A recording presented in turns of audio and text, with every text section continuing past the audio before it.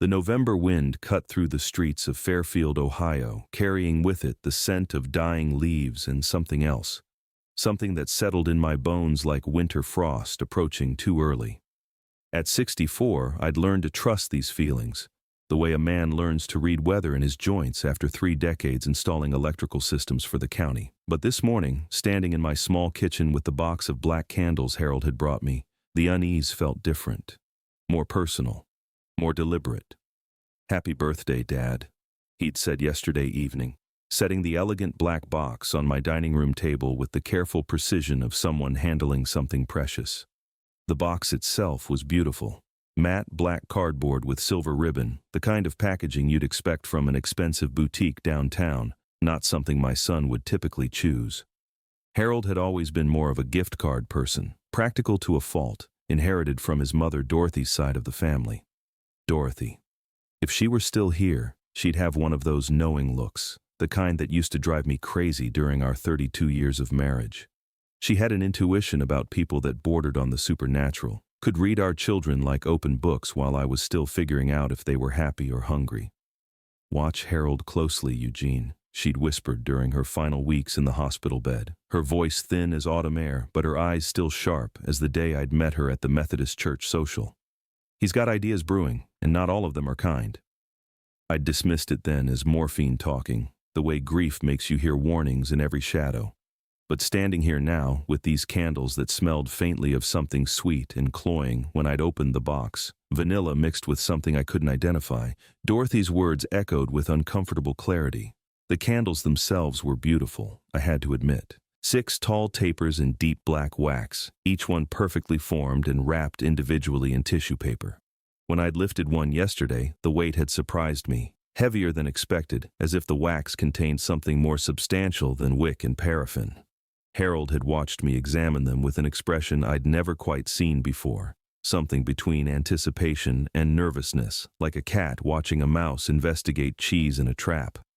"They're hand-poured," he'd explained, adjusting his expensive suit jacket, the kind that cost more than I spent on groceries in 3 months. "From a specialty shop in Columbus.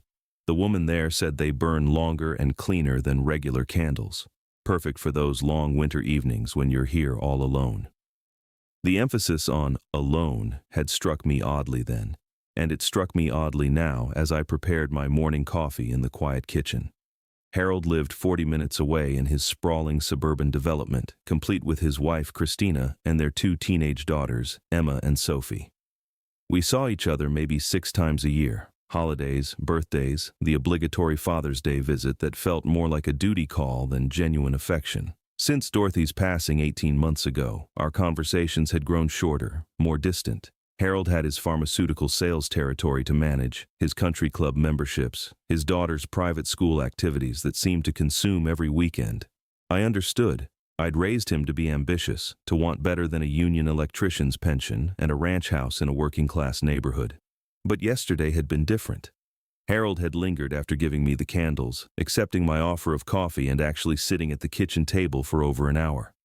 We'd talked about Emma's college applications, Sophie's soccer season, even his concerns about the pharmaceutical industry's future. Real conversation, the kind we hadn't shared since before Dorothy's diagnosis. For a brief moment, I'd felt hopeful that maybe grief had finally taught us both the value of connection.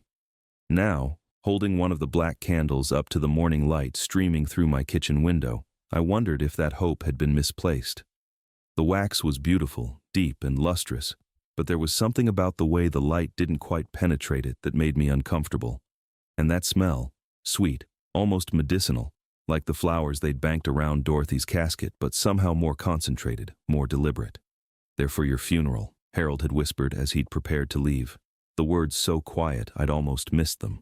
When I'd turned to ask what he'd meant, he'd already been walking toward his BMW, raising his hand in that casual wave that might have been goodbye or might have been dismissal. The memory of those words had kept me awake most of the night, turning them over like a puzzle piece that didn't quite fit anywhere in the picture of my relationship with my son.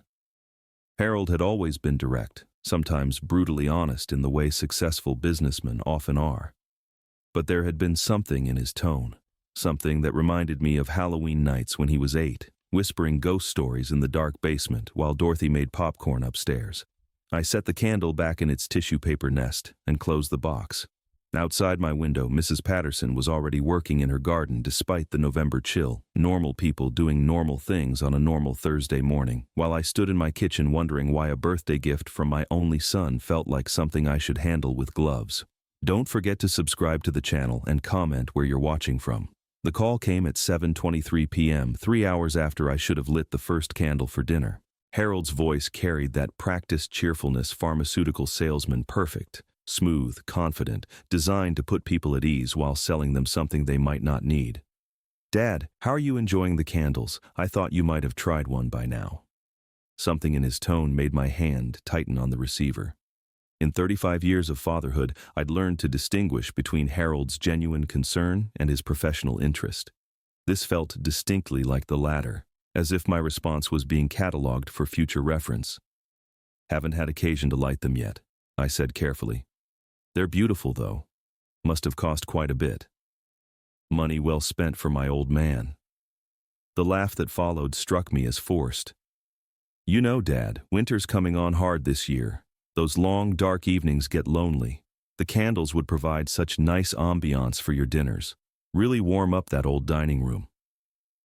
After he hung up, I found myself staring at the box again, Harold's insistence settling uncomfortably in my chest. He'd never shown particular concern for my evening ambiance before, had barely noticed when I'd eaten Thanksgiving dinner alone last year because Christina's parents had demanded their presence in Columbus. My mind drifted to Harold's childhood, when such attention to detail had been charming rather than unsettling. He'd been 8 when Dorothy started working evening shifts at the hospital, leaving us bachelors to fend for ourselves 3 nights a week. Harold had taken it upon himself to set the table with mathematical precision. Fork exactly 1 inch from the left edge of the placemat, knife and spoon arranged just so on the right. He'd even learned to fold napkins into perfect triangles, a skill Dorothy had taught him during one of her rare afternoons off. "Daddy, everything has to be exactly right," he'd explained with the serious intensity only children possess. "Mom says presentation matters as much as the food itself." Dorothy had been so proud of his attentiveness, his desire to maintain standards even in her absence. But somewhere between that earnest 8-year-old and the successful pharmaceutical rep who'd visited yesterday, Harold had learned to use his attention to detail for purposes that felt less innocent. The shift had begun during high school when Harold discovered that his natural precision could be weaponized. He'd started small, remembering exactly which of his sister Jennifer's boyfriends their mother had expressed mild disapproval of, then bringing them up in conversation at precisely the moments when Jennifer was already in trouble for something else. Or noting which of my union friends Dorothy found tedious, then mentioning their names whenever she was already tired from a double shift. Dorothy had called it strategic thinking. "Harold's learning to read people," she'd said with maternal pride. "That's a valuable skill in the business world." But I'd watched my son learn to catalog weaknesses with the same methodical precision he'd once used to set our dinner table. By college, Harold could map anyone's vulnerabilities within an hour of meeting them, not maliciously, he'd insisted, but as a form of practical social intelligence. The pharmaceutical industry had honed that skill to a razor's edge. Harold could walk into a doctor's office and within minutes identify exactly which approach would make that physician most receptive to his product presentations. He understood that Dr. Morrison responded to scientific data while Dr. Chen preferred personal anecdotes, that some practices cared about patient outcomes while others prioritized cost-effectiveness. "It's not manipulation, Dad," he'd explained during one of our rare heart-to-heart conversations after Dorothy's funeral. "It's understanding what matters to people and speaking their language. Everyone wins when communication is efficient." But standing in my kitchen now, remembering the careful way he'd watched me examine those candles, I wondered if Harold had been conducting his own form of research yesterday, cataloging my reactions, noting my responses, filing away information for some purpose I couldn't yet understand. The black candles sat in their elegant box like a test I hadn't yet taken, their sweet, cloying scent seeming stronger now in the evening air. When I'd mentioned them to Margaret Chen this morning, her pause had been telling. Margaret had raised 4 children and buried a husband. She understood the difference between thoughtful gifts and gifts with agendas. Harold's professional success had always been built on understanding people's needs before they understood them themselves. He'd made 6-figure bonuses by anticipating which medications doctors would want to prescribe, often months before the physicians themselves recognized those preferences. Christina had once joked that living with Harold was like being married to a mind reader who'd learned his skills in a sales training seminar. But as darkness gathered outside my dining room windows, I found myself wondering what needs Harold thought he'd identified in me. What did my own son believe I required that could be delivered through hand-poured black candles with their unusual weight and medicinal sweet smell? The wind picked up, rattling the storm windows Dorothy had insisted we install 5 winters ago.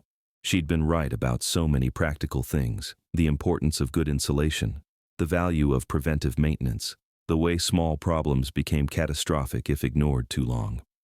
"Pay attention to the details that don't fit, Eugene," she'd told me during her final hospital stay, her hand surprisingly strong as it gripped mine. "Harold learned precision from me, but he learned stubbornness from you. That combination can be dangerous when pointed in the wrong direction." I'd assumed she'd been talking about his career ambitions, his tendency to work 18-hour days chasing pharmaceutical sales records. But sitting alone in our dining room with 6 black candles I couldn't bring myself to light, I began to wonder if Dorothy had been warning me about something else entirely. The phone rang again at 9:15. Harold's voice carried a different quality now, less professional polish and more genuine concern. "Dad, I hope I didn't push too hard about the candles earlier. I just worry about you in that house all alone, especially with the holidays coming up. Maybe I should drive over this weekend, help you get some use out of them." The offer sounded generous, but something in Harold's eagerness to return so soon after yesterday's visit felt urgent in a way that made my electrician's instincts hum with caution. By Saturday evening, I'd managed to avoid lighting the candles for 3 full days, though not without consequence. The calls from Harold had increased in frequency: Thursday night, Friday morning, Friday evening, and twice on Saturday. Each conversation circled back to the same theme: my solitary dinners, the approaching winter darkness, and how much ambiance those beautiful black candles would provide. "Dad, you sound tired," he'd said during Saturday's second call. "Are you eating properly? Getting enough light in that old house? You know how seasonal depression affects people your age." People your age. The phrase had lingered long after I'd hung up, carrying an undertone I couldn't quite place. Harold had never shown particular concern for my mental health before, had barely acknowledged the grief counseling I'd attended after Dorothy's death. But it was Margaret Chen who finally convinced me to test one of the candles, though not in the way Harold had suggested. "Eugene, honey," she'd said over coffee Saturday afternoon, "why don't you bring one over to my kitchen? Light it there while we're both present. If something feels wrong, we can deal with it together." Her practical suggestion revealed how thoroughly my unease had communicated itself. Margaret wasn't prone to dramatic gestures, but she'd clearly absorbed enough of my concern to suggest what amounted to a controlled experiment.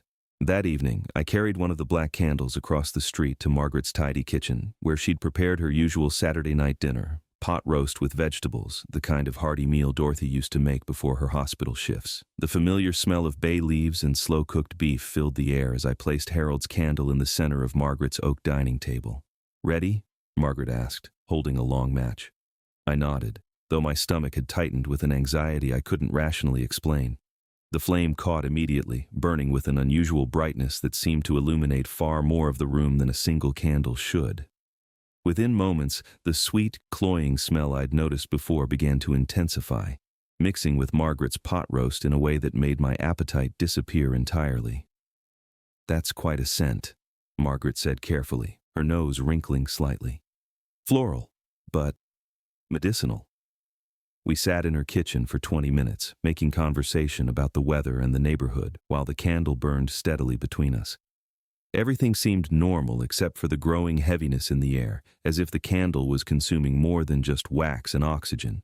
By the 15-minute mark, I was feeling lightheaded in a way that reminded me unpleasantly of the time I'd been overcome by electrical fumes during a commercial installation job. Margaret had grown quiet, occasionally touching her forehead as if fighting off a headache. "Eugene," she said finally, her voice unusually thick, "I think we should put this out." She blew out the flame with more force than necessary, and immediately began opening windows despite the November chill. We sat in her kitchen, breathing the cold, clean air while the sweet smell slowly dissipated, neither of us speaking about what we'd just experienced. "That wasn't normal," Margaret said eventually. "Candles don't make people feel foggy like that." Harold called again as I was walking back across the street, my legs still slightly unsteady. Dad, perfect timing. I was just thinking about you. How was your evening? Did you try the candles with dinner? The eagerness in his voice struck me differently now, after 20 minutes of breathing whatever those candles released when burned. There was an anticipation there that felt predatory, like a researcher checking on the progress of an experiment. Not tonight, I said carefully. Had dinner with Margaret Chen. You remember Margaret. She helped so much when your mother was sick. The pause that followed stretched long enough to make me wonder if we'd been disconnected. Margaret Chen, Harold repeated slowly. Right. How sociable of you. Dad, you know how important it is to maintain your independence, don't you? Relying too heavily on neighbors can create unnecessary complications. Complications? The word choice felt deliberate, almost clinical. In my 30 years of union work, I'd learned to recognize when someone was trying to isolate a target from potential allies. Margaret's a good friend, I said firmly. Dorothy always said good neighbors are worth their weight in gold. Of course, I just meant, well, at your age it's easy to become dependent on people who might not always have your best interests at heart. You can't be too careful about who you trust. After I hung up, I found myself standing in my kitchen wondering when my own son had started speaking to me like a pharmaceutical sales target. The careful word choices, the strategic pauses, the way he'd subtly tried to undermine my confidence in Margaret. It all felt like professional manipulation techniques applied to family relationships. Sunday morning brought another call, this time from Christina. Dad, Eugene. Harold mentioned you haven't been feeling well. Something about headaches and fatigue. He's so worried about you spending the winter alone in that big house. The concern in my daughter-in-law's voice sounded genuine, but I couldn't shake the feeling that she was delivering talking points rather than expressing spontaneous worry. Christina had always been kind but distant, more Harold's wife than my family member. Her sudden interest in my well-being felt orchestrated. I'm feeling fine, Christina. Just had a quiet weekend. Harold mentioned some beautiful candles he brought you. He said you haven't been using them. You know how much he wanted to brighten up your evenings. It would mean so much to him if you'd enjoy his gift. The persistence was unmistakable now. Harold had enlisted his wife in whatever campaign he was running, turning my simple reluctance to burn his candles into a family intervention about my stubborn independence and social isolation. That afternoon, I called my old union buddy Frank Morrison, who'd worked industrial safety inspections for 25 years before retiring. Frank had a practical knowledge of workplace hazards that included everything from asbestos exposure to chemical contamination. Eugene, you want me to what? Frank laughed when I explained my request. Just take a look at one of these candles. Tell me if anything seems off about them. The smell, the way they burn, anything that strikes you as unusual. Frank arrived an hour later with a toolbox that included several testing devices from his safety inspection days. We set up in my garage, away from the house's confined airspace, and lit one of Harold's black candles under Frank's experienced eye. Jesus, Eugene, Frank said after 5 minutes, backing away from the candle. Put that thing out right now. He extinguished the flame and immediately began ventilating the garage, his weathered face serious with the kind of concern I'd seen during his most dangerous workplace investigations.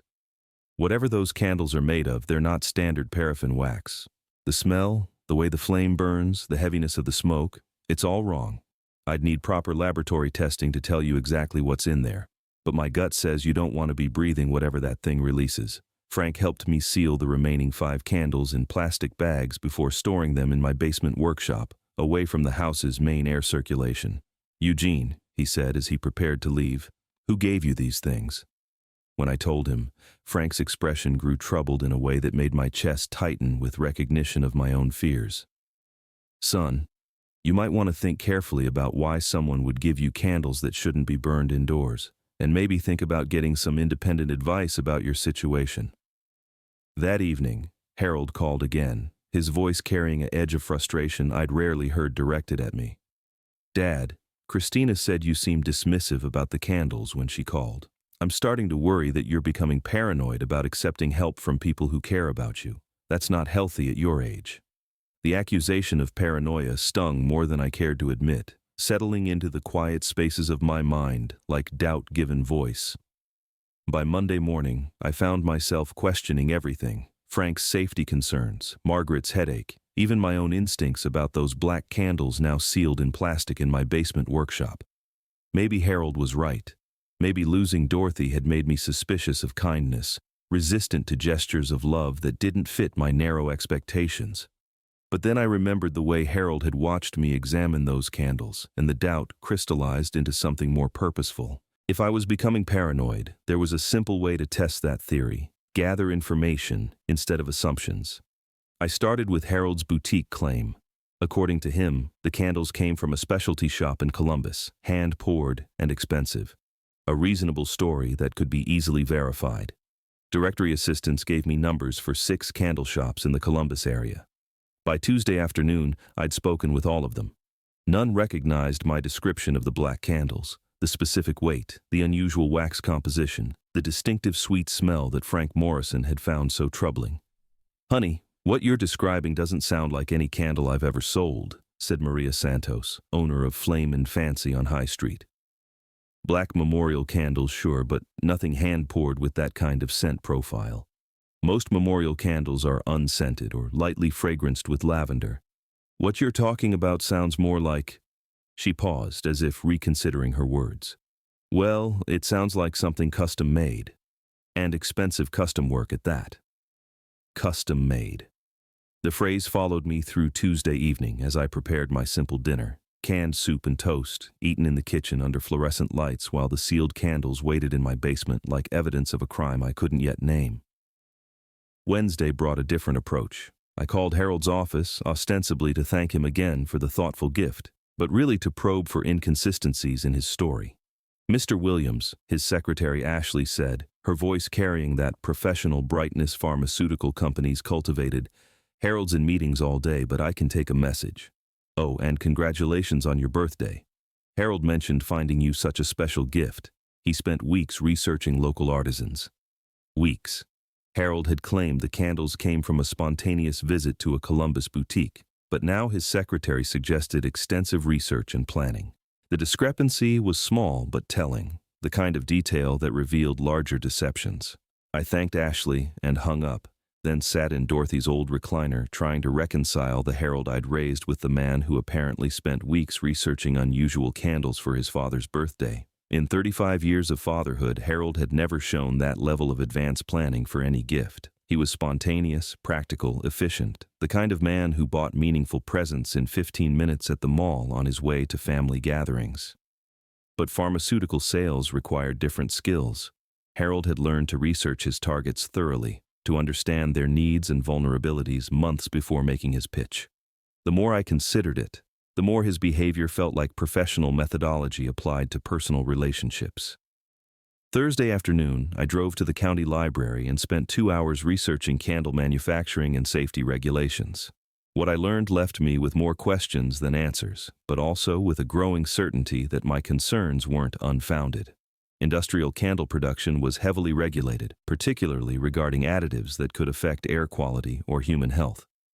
The kind of custom formulation Frank Morrison had suspected would require specialized knowledge, chemistry background, access to unusual materials, understanding of how different compounds behaved when burned. Harold had none of those things. His expertise lay in pharmaceuticals, not candle making.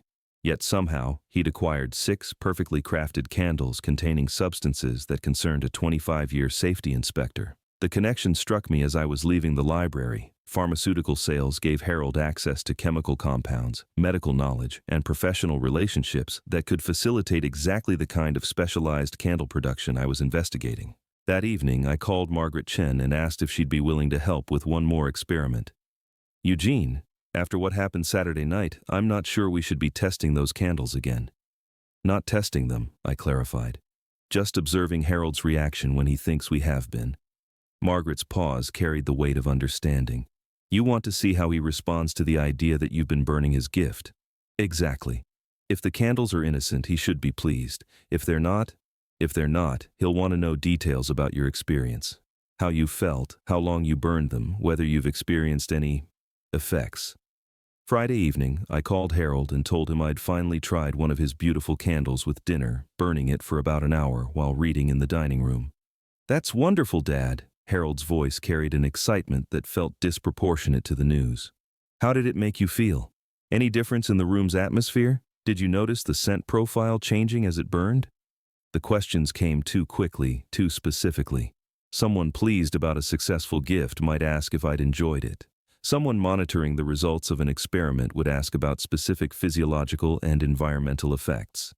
"It was lovely," I said carefully. "Made me feel very relaxed. Almost drowsy, actually." "Drowsy," Harold repeated, and I could hear him writing something down. "That's the quality wax, Dad. Creates a very soothing environment. Did you experience any other effects? Headaches, nausea, anything like that?" The clinical tone was unmistakable now. Harold was gathering data, not sharing in my enjoyment of his gift. "Nothing unpleasant," I lied. "Just that peaceful drowsiness you mentioned." "Perfect. Dad, I'm so glad you're finally enjoying them. You should use them regularly, maybe every evening with dinner. Really establish it as a routine. Winter's going to be long and dark, and those candles will make such a difference in your mood and general well-being." After I hung up, I sat in Dorothy's chair, feeling the last pieces of my denial crumble away. Whatever those candles were designed to do, Harold was monitoring their effects with the systematic attention of a researcher tracking experimental results. The phone rang again 20 minutes later. Christina's voice carried the same artificial brightness I'd noticed during our previous conversation. "Dad, Eugene, Harold told me you finally tried the candles. He's so relieved. He was starting to worry that you didn't appreciate his thoughtfulness. He mentioned you felt drowsy afterward. That's exactly what good candles should do. Create that peaceful, relaxed state that makes everything feel easier." Easier. The word choice felt significant, loaded with implications about what exactly those candles were supposed to make easier for me. Saturday morning brought Margaret Chen to my front door with a thermos of coffee and an expression that suggested she'd been thinking about our conversation. "Eugene, I've been doing some research of my own," she said, settling into Dorothy's old chair while I poured her coffee into proper cups. "Those symptoms we both experienced Saturday night, the drowsiness, the headaches, the general foggy feeling, that's consistent with low-level exposure to certain sedative compounds." "Sedatives," I repeated slowly. "Mild ones, probably. Nothing immediately dangerous in small doses, but cumulative over time. The kind of thing that might make someone increasingly lethargic, confused, more prone to accidents." Margaret's clinical background as a retired nurse gave weight to her observations. "Eugene, if someone wanted to make an elderly person appear to be declining naturally, gradual exposure to mild sedatives would be very difficult to detect. The implication hung between us like smoke from those black candles, acrid and undeniable. Margaret, you're suggesting that Harold—" I couldn't finish the sentence, couldn't speak aloud what we were both thinking. "I'm suggesting that you should probably have one of those candles tested by someone with access to proper laboratory equipment, and maybe start documenting these phone calls, these conversations where he's so interested in monitoring your reactions." As November rain began tapping against my windows, I realized my son's birthday gift had become evidence in an investigation I was still afraid to fully acknowledge. The rain had been falling for 3 days when Dorothy's voice came to me in a dream so vivid I woke reaching for her hand. She'd been sitting in her hospital bed, but healthy again, her eyes bright with that particular intensity she got when solving puzzles that baffled everyone else. "Eugene, remember what I taught Harold about patience," she'd said in the dream. "How the best outcomes come from careful preparation and perfect timing. He learned that lesson too well." I lay in our bed, my bed now, listening to November rain against the windows and trying to shake the feeling that Dorothy had been trying to warn me about something specific. She'd always been proud of Harold's methodical nature, his ability to plan complex pharmaceutical sales campaigns months in advance, but in the gray light of early morning, that same patience felt ominous rather than admirable. Wednesday brought Margaret Chen to my door with news that made my hands shake as I poured her coffee. "Eugene, I spoke with my daughter-in-law Janet yesterday. She's a lab technician at Riverside Hospital, and I asked her about testing procedures for unusual substances in candle wax." Margaret settled into Dorothy's chair with the careful movements of someone delivering difficult news. Janet says it would be expensive but possible. However, she also mentioned something troubling. I waited, my coffee growing cold between my palms. Janet remembered a case from about 2 years ago, an elderly man from Springdale who'd been found unconscious in his home. When paramedics arrived, there were burned-down candles all around his dining room, black candles with an unusual sweet smell. Margaret paused, studying my reaction. The man survived, but he'd been exposed to some kind of sedative compound. Never could prove where it came from, but the investigating officer suspected the candles.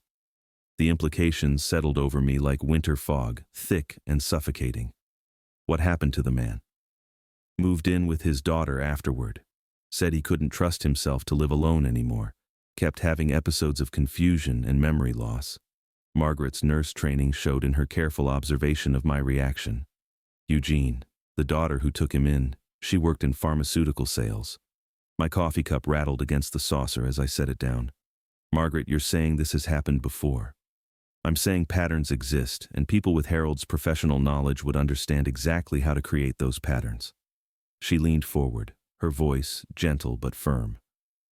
Honey, I think it's time you contacted someone with more authority than a retired nurse and a safety inspector.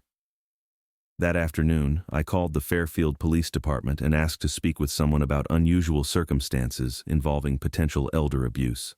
The desk sergeant connected me with Detective Patricia Walsh, whose voice carried the kind of professional warmth that encouraged honesty while promising nothing. Mr. Williams, why don't you come in tomorrow morning and we'll discuss your concerns in detail. Bring one of those candles if you can do so safely. Thursday morning found me sitting in Detective Walsh's small office, one of Harold's black candles sealed in a plastic evidence bag on her desk. She'd listened to my story with the kind of attention that made me feel less like a paranoid old man and more like a concerned citizen reporting legitimate suspicions. Mr. Williams, what you're describing fits a pattern we've been tracking across several counties. Adult children with access to medical or pharmaceutical knowledge gradually incapacitating elderly parents through substances that mimic natural aging decline. Detective Walsh was younger than Harold but carried herself with an authority that reminded me of Dorothy in her professional mode. The challenge is proving intent, because the symptoms appear consistent with normal cognitive decline in seniors. But if the candles contain sedatives, then we'd have evidence of method, but we'd still need to establish motive and opportunity. She made notes in a file that already seemed surprisingly thick. Tell me about Harold's financial situation, Mr. Williams. Any recent pressures, unusual expenses, changes in his lifestyle that might suggest financial stress? The question opened a door I'd been reluctant to examine. Harold's suburban house, his BMW, Christina's Mercedes, private schools for both daughters, country club memberships, the kind of lifestyle that required substantial income to maintain. But pharmaceutical sales, while lucrative, was also unpredictable. Territories could be reassigned. Products could lose market share. Companies could restructure without warning. Detective, I honestly don't know the details of Harold's finances. We don't discuss money. What about your own financial situation? Do you have significant assets that would benefit Harold upon your death? My modest union pension, the small savings account Dorothy and I had built over 30 years, the ranch house we'd finally paid off 5 years ago. It wasn't wealth by Harold's standards, but it represented security for someone facing retirement with substantial debts. Nothing extraordinary. The house, some savings, a life insurance policy that would cover funeral expenses with maybe $20,000 left over. I paused, remembering conversations from Harold's visits over the past year. Though Harold has asked about my arrangements several times recently, whether I'd updated my will, if I'd considered moving to a senior community, that sort of thing. Detective Walsh wrote something in her notes that took longer than my simple answer seemed to warrant. Mr. Williams, I'm going to have this candle tested by our forensics lab. In the meantime, I need you to be very careful about your interactions with Harold. Don't let him know you're suspicious, but document everything. Phone calls, visits, conversations about your health or living situation. You think he's actually trying to... I couldn't finish the sentence. I think someone gave you candles containing substances that could make you appear to be experiencing cognitive decline, and that same someone has been monitoring your reactions with unusual interest. Her voice carried the weight of professional experience with human nature's darker possibilities. Whether that's attempted elder abuse or something more serious, We need to gather evidence before taking any action. Friday afternoon brought Harold to my door unannounced, his BMW crunching on the gravel driveway like expensive punctuation to an unwelcome sentence. I watched through Dorothy's lace curtains as he sat in his car for several minutes, apparently making phone calls before approaching the house. "Dad, you look tired," he said, studying my face with that clinical attention I'd learned to recognize. "Have you been sleeping well, using those candles regularly?" "Most evenings," I lied, grateful that Detective Walsh had instructed me to maintain the pretense. "They're very soothing." Harold's smile carried satisfaction that made my stomach tighten. "That's wonderful to hear. Dad, I've been thinking, winter's going to be hard on you, alone in this big house. Christina and I have been discussing the possibility of you moving closer to us. There's a wonderful senior community in our neighborhood, very comfortable, all the medical support you might need as you get older." The suggestion felt like a chess move I hadn't seen coming. "Harold, I'm not ready for a senior community. This is my home." Of course. I just meant eventually, when maintaining this place becomes too much for you." He gestured around the living room Dorothy and I had furnished over 3 decades. "These old houses require so much upkeep, and at your age accidents become more likely. Falls, confusion, forgetting to turn off appliances, the risks add up." The way he cataloged potential dangers felt less like concern and more like prediction, as if he were describing inevitabilities rather than possibilities. "Dad, I brought you a few more candles," Harold continued, producing another elegant black box from his car. "The first set seems to be helping so much with your evening relaxation. I thought you should have plenty for the whole winter." My hands remained steady as I accepted the box, though everything in me wanted to refuse this second installment of whatever Harold was dosing me with. Detective Walsh had been clear. Maintain normalcy while gathering evidence. "That's very thoughtful, son. Use them generously, Dad. Really establish that evening routine we talked about. And don't hesitate to call if you experience any unusual effects, drowsiness, confusion, anything that might indicate you need additional support." After Harold left, I called Detective Walsh and reported the visit, including his renewed interest in moving me to a senior facility and his delivery of additional candles. "Mr. Williams, we should have preliminary lab results on the first candle by Monday. In the meantime, continue documenting everything, but don't burn any more candles under any circumstances." Her voice carried an urgency that confirmed my worst fears were being taken seriously by professionals. "And be very careful about your physical safety. If Harold's timeline is accelerating, the situation could become more dangerous." That evening, as November darkness pressed against my windows, I sat in Dorothy's chair thinking about patterns and patience, about the son I'd raised and the man he'd become. Outside, rain continued to fall on the life Dorothy and I had built together, while in my basement, evidence of my son's intentions waited in plastic bags, like accusations I was still learning to believe. Monday morning arrived with the kind of crystalline November cold that makes every breath visible, and Detective Walsh's phone call came before I'd finished my first cup of coffee. Her voice carried the weight of confirmation I'd been dreading. "Mr. Williams, the lab results are back on your candle. What we found is concerning. The wax contains a compound called zolpidem. It's a prescription sleep aid, along with several other sedative agents that would be absorbed through inhalation when burned." She paused, allowing the implications to settle. "This isn't accidental contamination, Eugene. Someone deliberately manufactured these candles to deliver controlled doses of sedative drugs." My kitchen tilted slightly as the words sank in. Zolpidem. I'd heard Harold mention that medication during pharmaceutical sales calls. Ambien, he'd called it. One of the most commonly prescribed sleep aids in America. The kind of drug that, in controlled doses, would cause exactly the drowsiness and confusion Harold had been so interested in monitoring. "Detective, what does this mean legally?" "It means we're dealing with a felony. Administering controlled substances without prescription, with intent to incapacitate. Depending on Harold's ultimate intentions, we could be looking at attempted assault, elder abuse, or worse." Her voice softened slightly. "Eugene, I need you to be extremely careful over the next few days.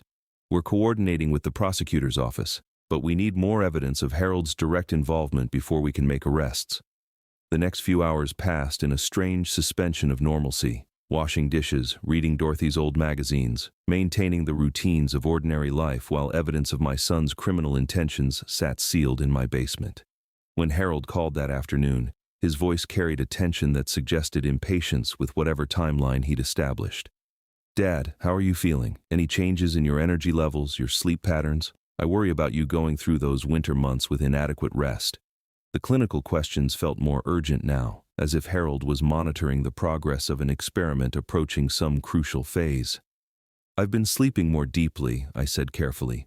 "Those candles really do create a peaceful environment." "Excellent.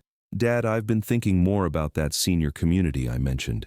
Actually, Christina and I drove by there yesterday, and they have a beautiful suite available immediately.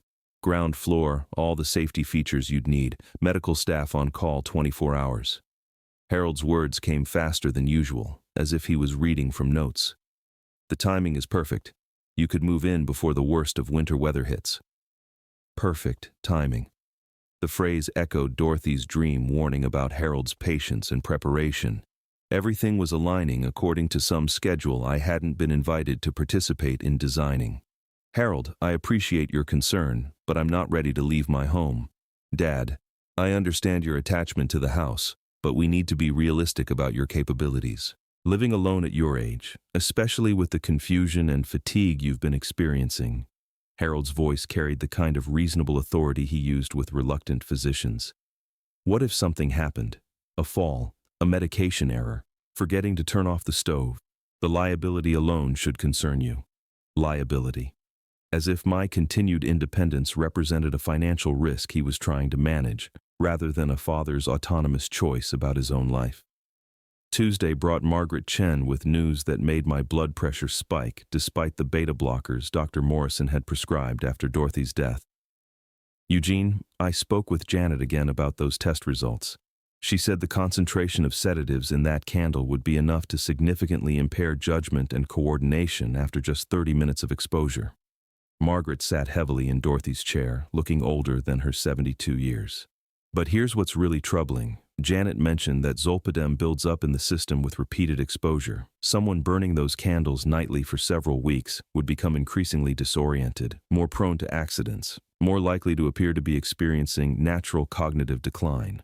The methodology was becoming clear now, precise and patient as the chess strategy Dorothy had taught Harold during his high school years. Not a single dramatic poisoning that would trigger immediate investigation, but gradual incapacitation that would appear consistent with normal aging deterioration. "Margaret, how long would it take?"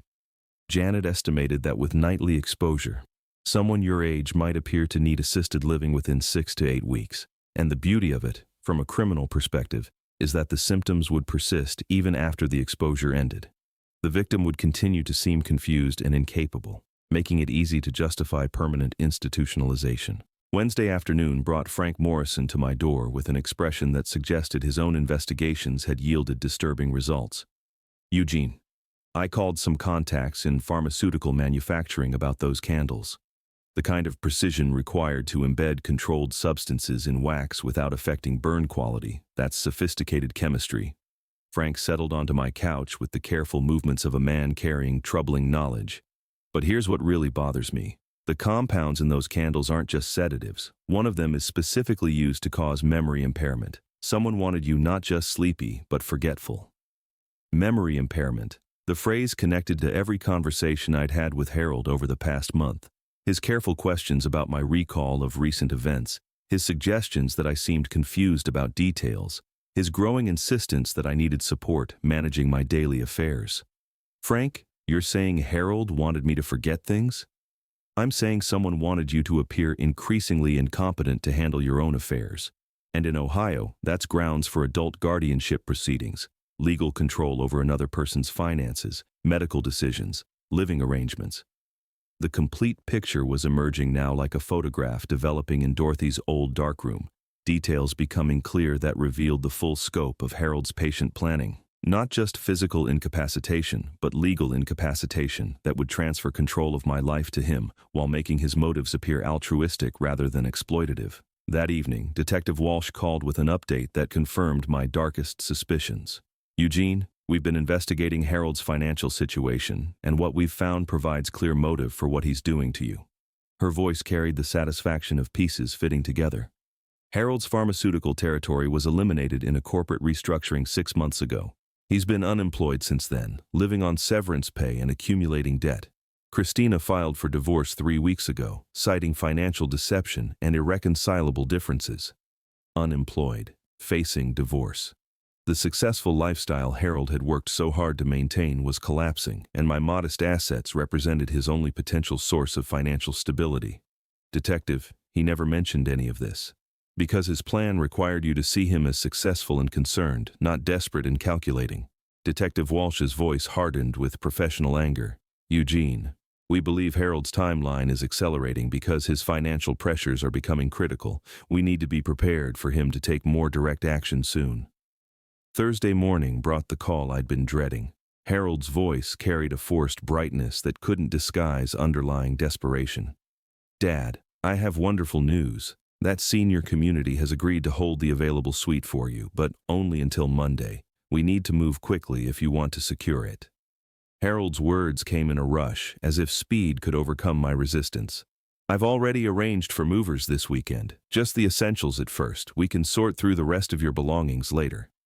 This weekend, Harold's careful patience was finally giving way to urgency, driven by circumstances I was only beginning to understand. Harold, I haven't agreed to move anywhere. Dad, we discussed this. With your increasing confusion and fatigue, living alone isn't safe anymore. Harold's voice carried the kind of reasonable authority that made resistance seem unreasonable. I've spoken with Dr. Chen about your condition, and he agrees that supervised care is becoming necessary. Dr. Chen, I hadn't seen my physician in months, had no condition requiring supervised care, except for the one Harold had been systematically creating through those black candles. I'll need to think about it, Harold. Dad, there's no time to think. The suite won't be available after Monday and winter's coming on hard. We can't risk another month of you struggling alone in that house. After I hung up, I called Detective Walsh and reported Harold's escalating timeline. Her response was immediate and decisive. Eugene, we're moving this weekend. Harold's desperation is making him reckless, which gives us the opportunity we need to gather definitive evidence of his criminal intent. But it also means you're in immediate danger. Friday evening, as November darkness settled over Fairfield like a promise of winter's approach, I sat in Dorothy's chair preparing for the confrontation that would either expose my son's crimes or destroy what remained of our relationship forever. Outside, bare branches scraped against windows like fingers trying to get in, while in my basement, evidence of Harold's patient planning waited to testify against the boy I'd raised and the man he'd become. Saturday arrived with the kind of bitter November wind that strips leaves from trees like accusations laid bare. By 9 a.m., Harold was at my door with a moving truck and 2 hired men, his face carrying the determined expression I remembered from his high school football days. The look of someone who'd decided the game was won and was just waiting for everyone else to acknowledge it.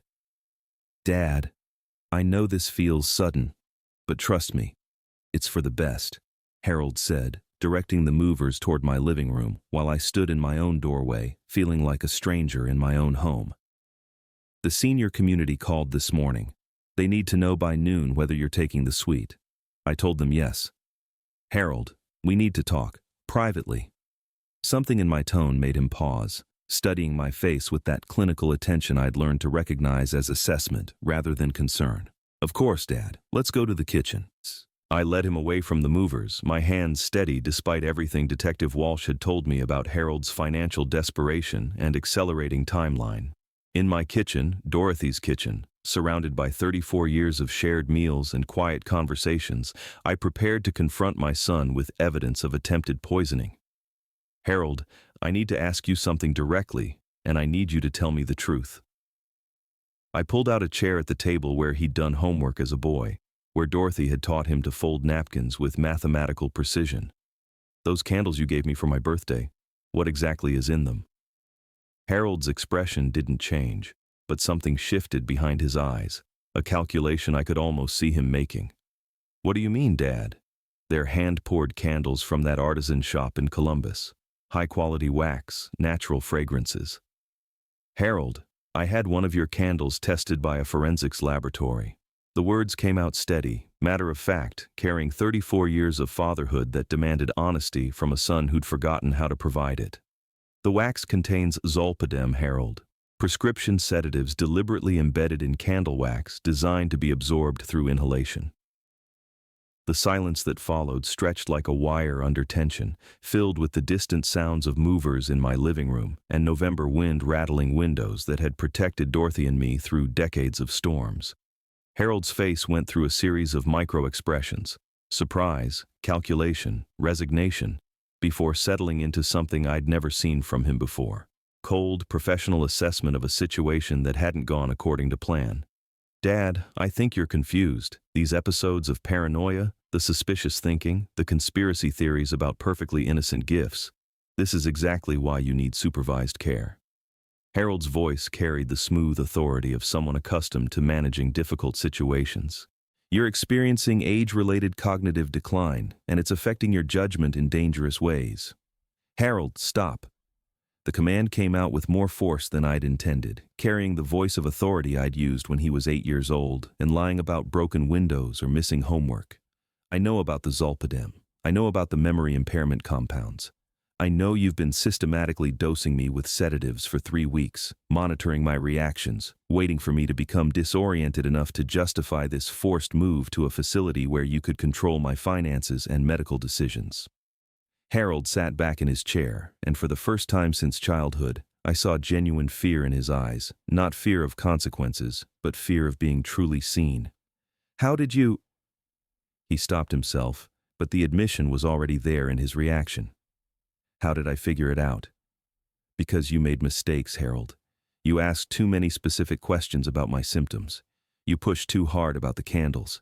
You involved Christina in monitoring my responses like I was a clinical trial participant." I leaned forward, studying the face of the boy I'd raised and the stranger he'd become. "And because your mother warned me to watch you closely. Dorothy knew something about you that I was too proud to see." Harold's professional composure cracked like ice under pressure. "Dad, you don't understand the position I'm in. The pharmaceutical territory, the divorce, Christina's demands for spousal support, the girls' school tuition. I've got creditors calling every day. The house is mortgaged beyond its value, and my credit is destroyed. I needed—" He stopped, seeming to realize he was confessing to crimes rather than explaining circumstances. "You needed my modest savings and life insurance policy badly enough to poison me with prescription drugs." The words felt surreal coming from my mouth, accusations against my own child that should have been impossible to speak. "Harold, you were systematically incapacitating me with controlled substances, planning to have me declared incompetent so you could access my assets while appearing to be a concerned son arranging appropriate care for his declining father." "It wasn't supposed to hurt you." The words burst out of Harold with desperate intensity. "The doses were carefully calculated, just enough to make you seem confused and tired. You'd have been comfortable in the senior facility, safe, well cared for. And I'd have been able to manage your finances responsibly, make sure your resources lasted your lifetime while providing some security for the family."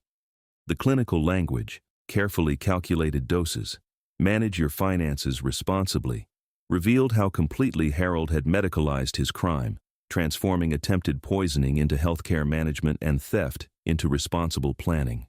"Harold, you were committing multiple felonies against your own father. Administering controlled substances without prescription, elder abuse, conspiracy to commit fraud."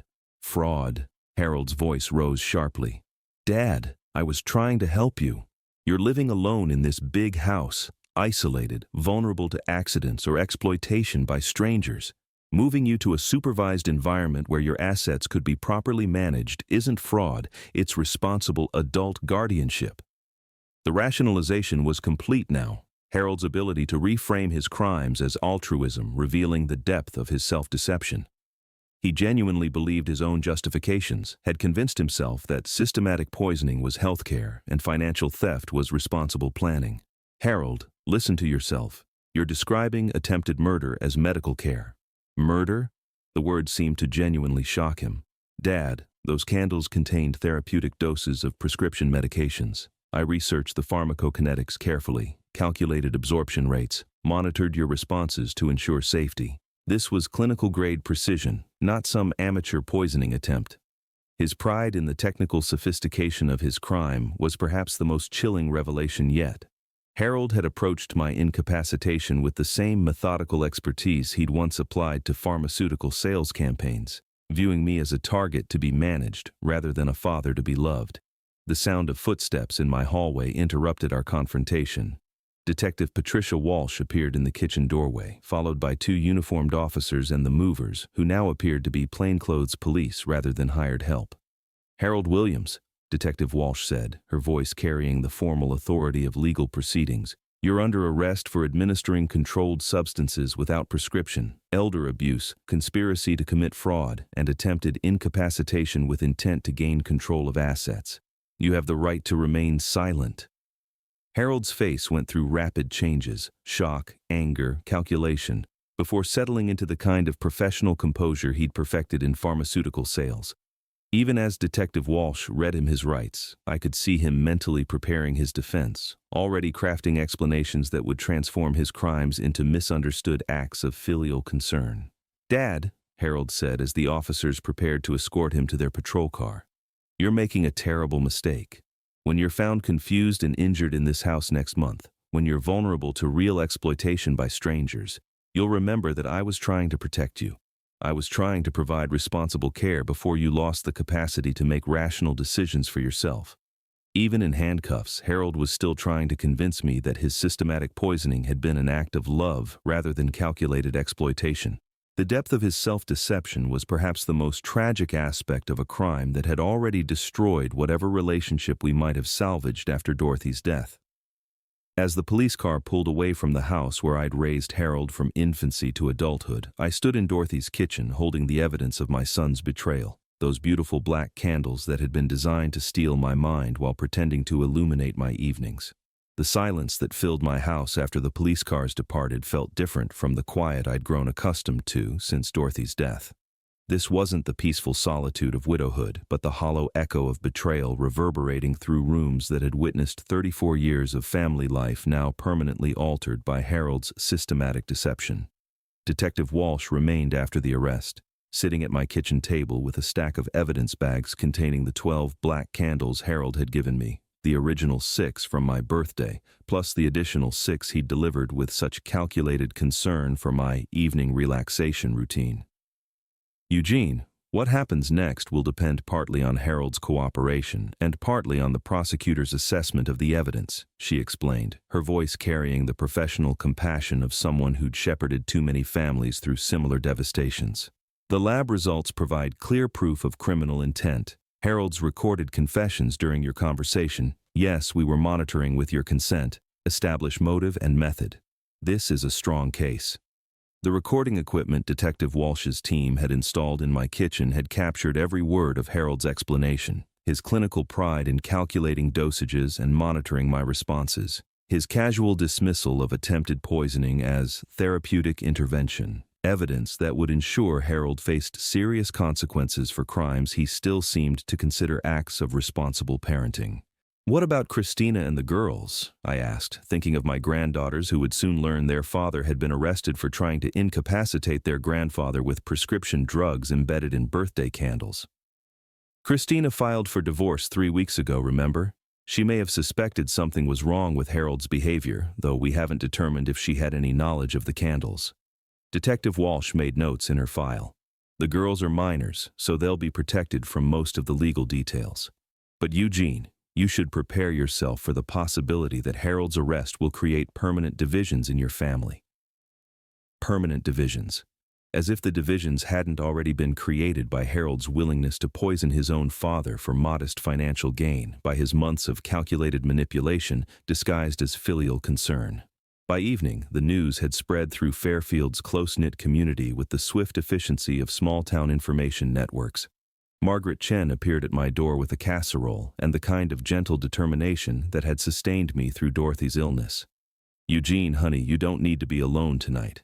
Pack a bag and come stay with me until the reporters stop calling and the shock wears off a little." Reporters. The reality of Harold's crimes becoming public knowledge settled over me like lead weight. My family's private devastation would become courthouse drama, newspaper headlines about pharmaceutical sales executives who poisoned their parents with specialty candles. The kind of story that would define Harold's daughter's high school experience and follow them to college applications. Margaret, I need to stay here.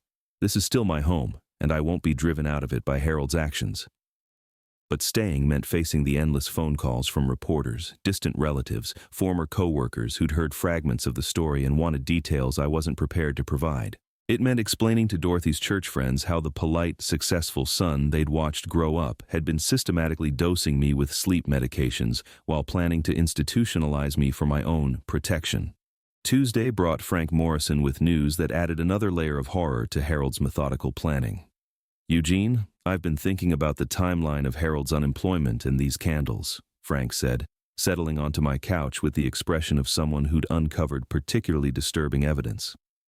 Harold lost his pharmaceutical territory 6 months ago, right? But he gave you these candles 3 weeks ago for your birthday. That means he spent months researching and preparing this plan, finding sources for the controlled substances, learning candle-making techniques, calculating dosages based on your age and weight. Months of preparation. Harold's patient planning revealed a level of premeditation that transformed his crimes from desperate improvisation into calculated exploitation of pharmaceutical knowledge and family trust. Frank, you're saying Harold began planning this before he was even desperate.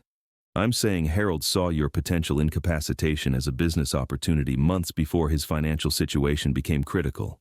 He wasn't reacting to crisis, Eugene. He was preparing to exploit you the moment circumstances required it. Wednesday brought Christina to my door, her face ravaged by the kind of shock that suggested she'd been as deceived by Harold as I had been. She stood on Dorothy's front porch carrying Emma and Sophie's school photographs, as if she'd come to return them to a family that no longer included Harold. Dad Eugene, I need you to know that I had no idea what Harold was doing to you. None. If I'd suspected for even a moment, Christina's voice broke with genuine anguish. When the police told me about the candles, about the systematic dosing, I realized that explained so many things I'd noticed but couldn't understand. What kind of things? Harold's detailed questions about your phone calls, his insistence on visiting you alone, the way he'd pump Emma and Sophie for information about their conversations with you during your brief phone calls. Christina sat heavily in Dorothy's chair, looking older than her 42 years. He'd been monitoring you for months, Eugene, gathering intelligence about your mental state, your daily routines, your financial concerns. I thought he was finally developing genuine interest in your well-being after Mom Dorothy's death. Instead, Harold had been conducting reconnaissance, assembling the information he'd need to successfully incapacitate me while maintaining plausible deniability about his motives. Christina, what happens to the girls now? They don't know the details yet. I've told them Harold made some bad decisions and has to face consequences, but they're too young to understand the full scope of what their father attempted. Christina's voice carried the weight of a mother trying to protect children from truths that would reshape their understanding of family forever. Eugene, I want them to maintain a relationship with you, if you're willing. You're their grandfather, and Harold's crimes don't change that. Thursday brought the first court hearing, where I sat in the witness gallery watching Harold appear in shackles and an orange jumpsuit, his pharmaceutical sales composure replaced by the hollow expression of someone whose carefully constructed professional identity had been stripped away by criminal charges. Harold's attorney, a young public defender who looked overwhelmed by the complexity of the case, entered a plea of not guilty by reason of mental defect, arguing that Harold's actions represented a psychological breakdown caused by financial stress rather than calculated criminal intent. Your Honor, my client genuinely believed he was providing appropriate care for his elderly father's deteriorating cognitive condition. Mr. Harold Williams has no criminal history, no pattern of violence, no indicators of sociopathic behavior. This appears to be an isolated incident of poor judgment during a period of extreme personal stress. But prosecutor Janet Morrison, no relation to Frank despite the shared surname, presented evidence that revealed the systematic nature of Harold's planning, the pharmaceutical expertise required to embed controlled substances in candle wax, the careful monitoring of my responses that indicated clinical research methodology rather than impulsive desperation. Your Honor, the defendant spent months preparing to incapacitate his father with prescription sedatives, carefully calculated dosages based on the victim's age and medical history, and established a monitoring protocol consistent with clinical drug trials. This wasn't a breakdown. This was premeditated elder abuse executed with pharmaceutical precision. The judge, a stern woman in her 60s who'd probably seen too many cases of adult children exploiting vulnerable parents, set Harold's bail at $500,000 and ordered him to have no contact with me pending trial. As Harold was led back to jail, he turned and made eye contact with me for the first time since his arrest. His expression carried no remorse, no recognition of the magnitude of his betrayal. Instead, I saw calculation, as if he was still assessing variables in a problem he hadn't finished solving. Friday evening, alone in the house where I'd raised Harold from infancy to adulthood, I sat in Dorothy's chair thinking about the boy who'd once folded napkins with mathematical precision and the man who'd applied that same methodical attention to systematically poisoning his father. The black candles were gone, sealed in evidence bags that would eventually be presented to a jury. But their sweet, cloying smell seemed to linger in the air like the ghost of intentions I was still learning to comprehend. Outside my windows, November darkness pressed against glass that had protected our family through decades of ordinary difficulties. Job losses, health scares, teenage rebellions that seemed insignificant compared to attempted patricide disguised as healthcare management.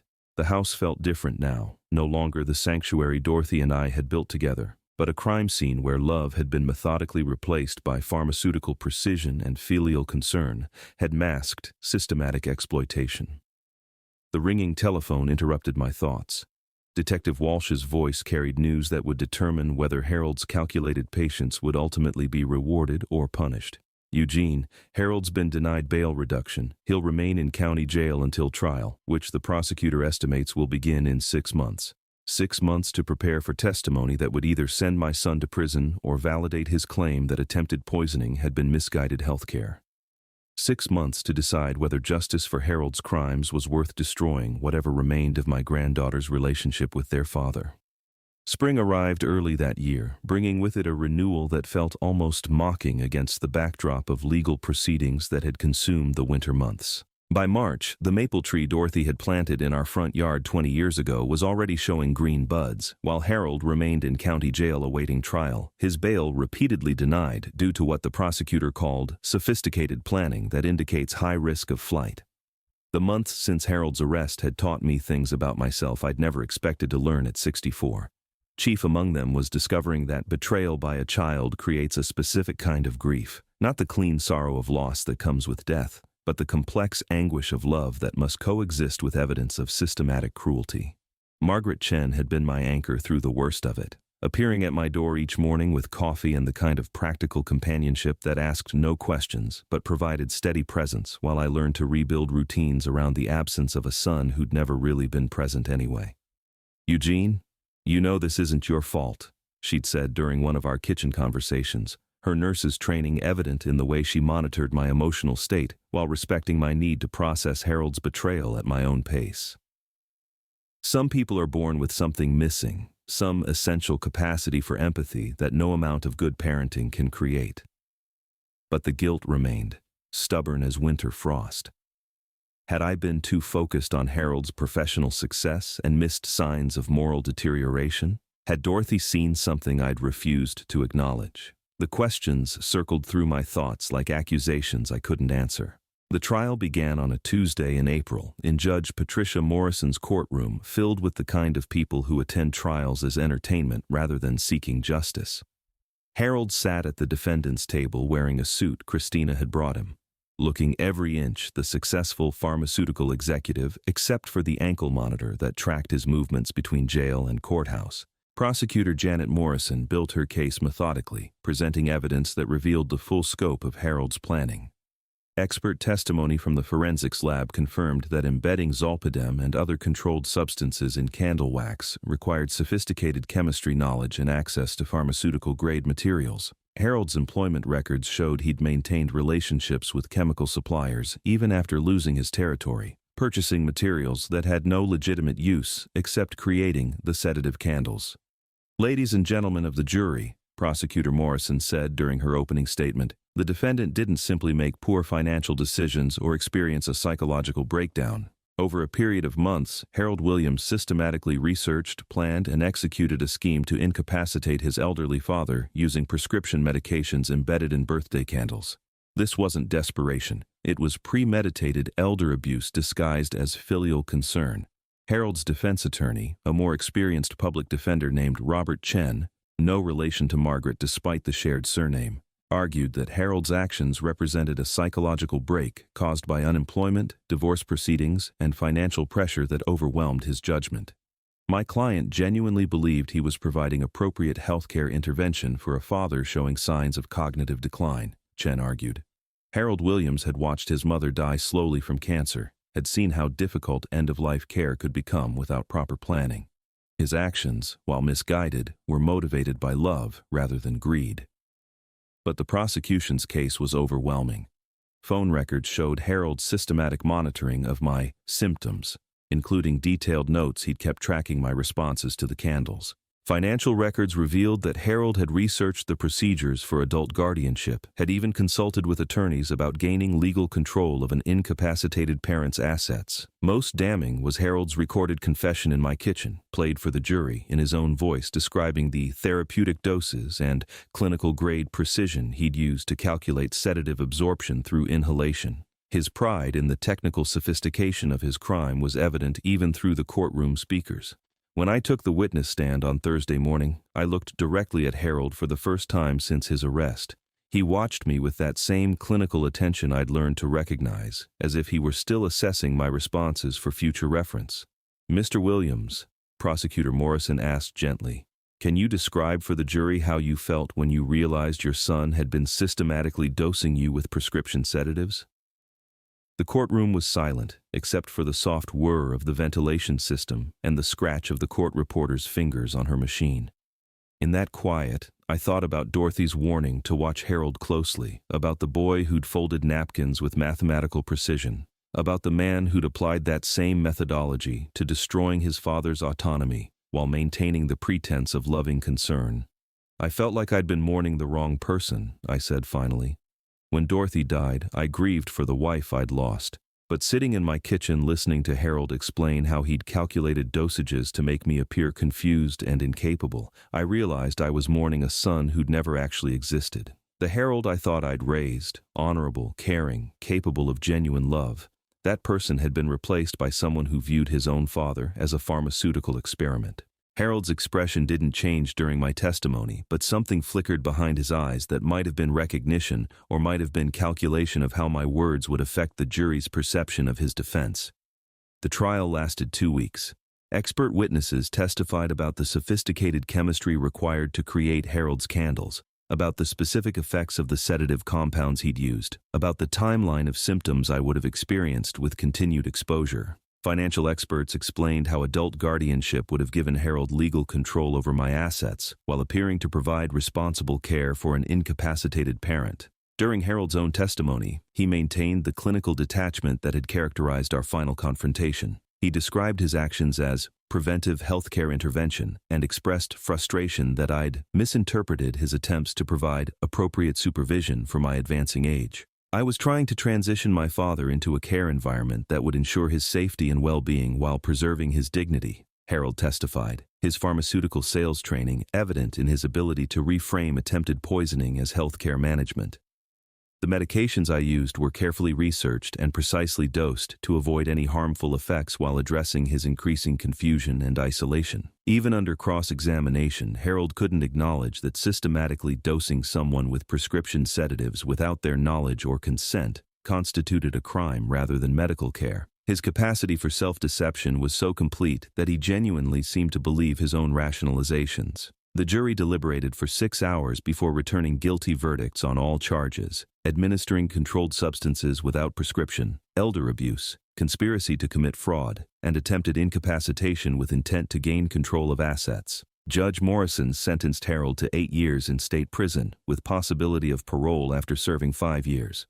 "Mr. Williams," Judge Morrison said, looking directly at Harold as she delivered his sentence, "your crimes represent a profound betrayal of the trust that should exist between parent and child. You use sophisticated pharmaceutical knowledge and systematic planning to incapacitate your elderly father while disguising your criminal intent as healthcare concern. The court finds no evidence of remorse, no acknowledgement of the severity of your actions, and no indication that you understand the difference between medical care and criminal exploitation. Harold was led away in handcuffs, his face still carrying that expression of professional composure that suggested he was already calculating his appeal strategy rather than confronting the magnitude of his crimes. That evening, back in the house where I'd raised Harold from infancy to adulthood, I sat in Dorothy's chair thinking about justice and family, about love that must coexist with evidence of systematic cruelty. Outside my windows, spring was advancing with the patient determination of seasons that continue regardless of human devastation, maple buds opening into leaves that would shade the yard where Harold had once played as a boy who folded napkins with mathematical precision. The phone rang at 8 o'clock. Emma's voice, now 16 and mature beyond her years, carried a tentative hope that suggested months of Christina's careful guidance. "Grandpa Eugene? Mom said I could call you. We've been talking about Dad, about what he did, and I wanted you to know that Sophie and I don't think it changes anything between us and you. You're still our grandfather, and we still love you." In that moment, sitting in Dorothy's chair with my granddaughter's voice carrying forgiveness across telephone wires, I understood that Harold's crimes had revealed something important. Family isn't just about blood relationships or shared history, but about the capacity for genuine care that chooses love over exploitation, trust over manipulation, truth over comfortable deceptions. 2 years have passed since that November morning when Harold brought me black candles that smelled of vanilla and betrayal. As I write this on an October evening, autumn light slants through the kitchen windows Dorothy and I installed 30 years ago, illuminating a life rebuilt around the understanding that love without trust is merely performance, and that genuine family requires more than shared blood. The house feels different now. Not emptier, but cleaner somehow, as if Harold's systematic deception had been a kind of spiritual contamination that his imprisonment finally allowed me to cleanse. Margaret Chen still appears most mornings with coffee and the kind of companionship that asks nothing but offers everything. Frank Morrison stops by weekly to check on maintenance projects that keep my hands busy and my mind focused on creation rather than destruction.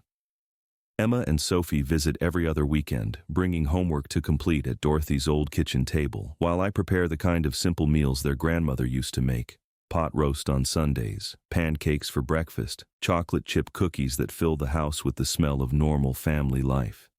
They ask careful questions about their father sometimes, questions Christina has taught them to frame with compassion rather than condemnation. "Grandpa, do you think Dad knew what he was doing was wrong?" Sophie asked last month, her 14-year-old mind trying to reconcile the father who'd taught her to ride bicycles with the man who'd systematically poisoned his own parent. "I think your father convinced himself that wrong actions were right choices," I said, choosing words that acknowledged Harold's crimes without destroying his daughter's capacity to eventually forgive him.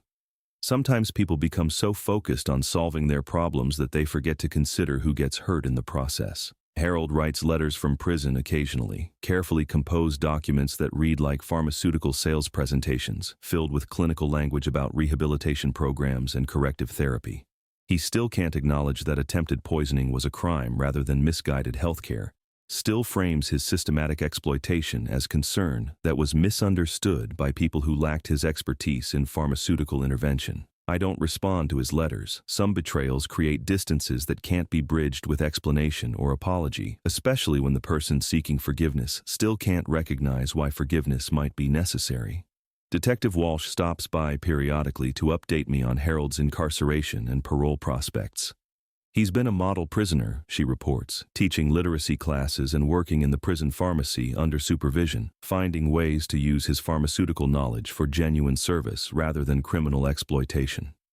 "Eugene, he'll be eligible for parole in 3 years," she told me during her last visit. "The parole board will probably want to hear your position on his release. When that time comes, I'll testify that Harold should serve his complete sentence. Not from vindictiveness, but from understanding that some crimes require full consequences to have meaning. Harold spent months planning to incapacitate me with prescription sedatives while maintaining the pretense of loving concern. Justice demands acknowledgement of that systematic betrayal, even if Harold himself remains unable to provide it. Christina has rebuilt her life with the kind of practical determination that reminds me of Dorothy in her best moments. She finished her nursing degree last spring and works in the pediatric ward at Riverside Hospital, helping children whose parents love them enough to seek healing rather than exploitation. The divorce was finalized 18 months ago, leaving Christina with full custody and the kind of peace that comes from escaping relationships built on deception. Dad Eugene, I've been thinking about forgiveness, she said during a recent visit, her voice carrying the weight of someone who'd learned difficult truths about the man she'd been married to for 15 years. I can forgive Harold for lying to me about his finances, for the gambling debts and credit card fraud that destroyed our marriage. But I can't forgive what he tried to do to you because that revealed something about his character that no amount of therapy or rehabilitation can change. She's right, of course. Financial deception and even addiction can be symptoms of illness that respond to treatment. But the methodical planning Harold used to incapacitate me revealed moral architecture that viewed other people, including his own father, as resources to be managed rather than human beings deserving autonomy and respect. The community rallied around me in ways that surprised and humbled me. Church members I'd barely spoken to since Dorothy's funeral began, including me in dinner invitations and social gatherings. Neighbors who'd been polite but distant became genuine friends who understood that surviving your child's attempt to poison you creates a specific kind of isolation that requires patient companionship to overcome. Mrs. Patterson, my elderly neighbor who'd been working in her garden that November morning when everything began, became an unexpected ally in learning to trust people again. At 87, she possessed the kind of practical wisdom that comes from outliving several generations of human foolishness. Eugene, honey, she said during one of our garden conversations, the hardest lesson life teaches is that we don't get to choose our family, but we do get to choose what we do with the family we're given. Harold made his choices, now you have to make yours. My choice has been to rebuild family around the people who choose love over exploitation, truth over manipulation, genuine care over performance.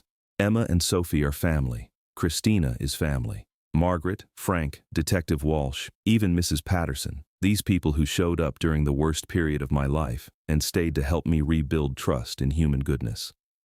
Last month I received an unexpected visitor, Janet Morrison, the prosecutor who'd built the case against Harold. She'd retired from the district attorney's office and was working with elder advocacy organizations, training families to recognize the warning signs of financial and pharmaceutical exploitation. Eugene, your case became a textbook example we use in training programs, she explained over coffee in my kitchen. The systematic planning, the pharmaceutical expertise, the way Harold disguised criminal intent as healthcare concern, it's all patterns we see repeated in other cases. Your willingness to testify helped us develop protocols for identifying and prosecuting similar crimes. My experience with Harold's black candles had become a cautionary tale that might prevent other elderly parents from facing similar betrayal. There was something satisfying about transforming personal devastation into protective knowledge for people I'd never meet, but who deserved better than what Harold had planned for me. This October evening, as darkness settles over Fairfield and autumn wind rattles windows that have protected this house through decades of ordinary difficulties and extraordinary betrayals, I light a candle, a simple white taper I bought at the grocery store, made of normal wax that burns clean and bright without hidden pharmaceuticals or criminal intentions. The flame illuminates Dorothy's kitchen, casting warm light on the table where we shared 32 years of dinners, where Harold once did homework with the mathematical precision that would eventually be turned against his own family, where Emma and Sophie now complete their assignments while I prepare meals that taste of love rather than sedatives. In this light, I can see clearly what Harold's crimes taught me, that genuine family requires more than blood relationships or shared history. It requires the daily choice to treat other people as worthy of respect rather than resources to be managed, to offer truth rather than comfortable deceptions, to provide love that seeks another person's well-being rather than performance that serves our own interests. Harold will complete his sentence in state prison, where he continues to teach literacy classes and work in the pharmacy under supervision that ensures his pharmaceutical knowledge serves healing rather than exploitation. Whether he ever develops the capacity for genuine remorse remains to be seen. Whether I ever develop the capacity to forgive attempted poisoning disguised as healthcare remains equally uncertain. But in this kitchen, surrounded by evidence of life rebuilt around people who choose genuine care over systematic manipulation, I understand that healing doesn't require Harold's acknowledgement of his crimes or my forgiveness of his betrayal. Healing requires the daily choice to trust carefully, love wisely, and build family around people whose actions match their words, whose care serves your well-being rather than their convenience. Outside my windows, October darkness presses against glass that has protected this house through decades of seasons that continue regardless of human devastation. Inside, a simple white candle burns clean and bright, illuminating a life that learned to distinguish between love and performance, between genuine care and criminal exploitation disguised as filial concern. The phone rings. Emma's voice carrying excitement about her college acceptance letters and gratitude for a grandfather who survived his son's systematic betrayal to remain present for the granddaughters who still choose to call him family. In her voice, I hear Dorothy's wisdom about watching people closely, about trusting actions rather than explanations, about building family around people whose love serves others rather than themselves. This is how healing happens. One conversation at a time, one choice at a time, one candle flame at a time that burns clean and bright without hidden chemicals or criminal intentions. This is how family happens.